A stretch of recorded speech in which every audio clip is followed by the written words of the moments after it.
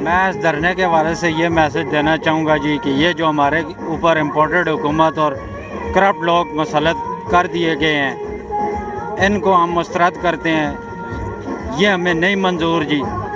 اور ہمارے لیڈر عمران خان صاحب پہ جو آج سے 3-4 دن پہلے قاتلانہ حملہ ہوا تھا، اس کے بھی ہم پر زور مذمت کرتے ہیں، وہ بھی ناجائز ہوا ہے۔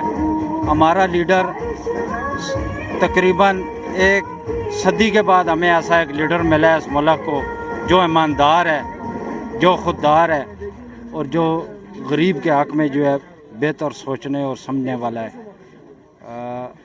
عمران خان صاحب کے لیے بھی میں خصوصی دعا گو ہوں، اللہ انہیں صحت دے۔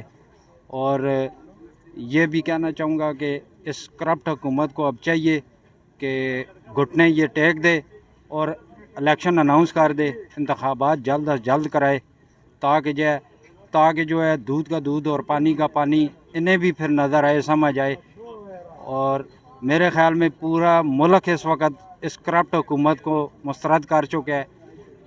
یہ پوری قوم اب انہیں ووٹ نہیں ڈالے گی، انشاءاللہ پی ٹی آئی کو ڈالے گی، اور انشاءاللہ ہمارا لیڈر عمران خان صاحب 2 تہائی نہیں بلکہ 3/4 اکثریت سے آئے گا، اور پرزور اس کی مذمت کرتے ہیں ہم اس کرپٹ حکومت کی کہ اب انہیں گھر جانا ہی پڑے گا۔